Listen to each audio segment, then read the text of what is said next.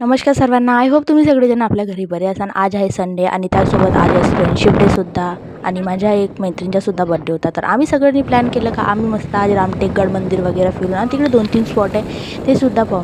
आणि ते स्पॉट पाहता पाहता मला एक असे व्यक्ती भेटले ज्याला फक्त मी रीलमध्ये पाहिलेलं होतं आणि ते मी तुम्हाला व्हिडिओच्या एंडिंगमध्ये सांगणार. तर माझ्या व्हिडिओसोबत तुम्ही सोबत राहा.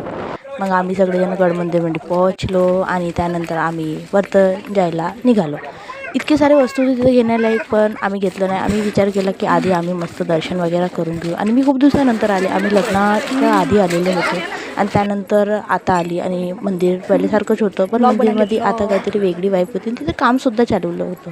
इतकं छान. आम्ही नंतर दर्शन नाही केले कारण खूप जास्त गर्दी होती आणि आम्हाला दर्शन करतासुद्धा नाही आहे.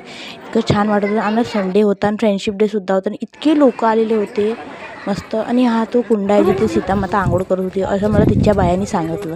आणि इथून पूर्ण रामटेक दिसते. जर तुम्हाला कोणता व्ह्यू बघायचा असेल तर तुम्ही इथे या आणि इथून तुम्हाला पूर्ण रामटेक दिसते. इतका छान व्ह्यू होता. आई शपथ इतकं मस्त वाटत होतं ना, खूपच मस्त. आणि तिथं इतके सारे लोक होते फोटोज काढत होते. मी म्हटलं मी पण आपलं एक मस्त व्हिडिओ कॅप्चर करून घेतला. आणि हा आहे गड मंदिर. आम्ही मस्त बंदरजीवर मस्ती करत होती. त्यानंतर सगळं निपटलं. आम्ही म्हटलं आम्ही नेक्स्ट स्पॉट आता खिंसी. सहजच आम्ही लोक निघालो तिथे जायला. आणि मला नाही माहीत होतं का तिथे तोच व्यक्ती ज्याला मी फक्त व्हिडिओज वगैरेमध्ये पाहिला आहे. त्यासाठी तुम्हाला माझ्या व्हिडिओच्या पार्ट 2 पाहावा लागेल कारण त्याच्यामध्ये मी त्याच्याबद्दल तुम्हाला पूर्ण इन्फॉर्मेशन आणि त्याची फोटोसुद्धा मी तुम्हाला दाखवणार की मी कोणाला भेटले होते. तर भेटूया माझ्या पार्ट 2मध्ये. सर्वांना बाय.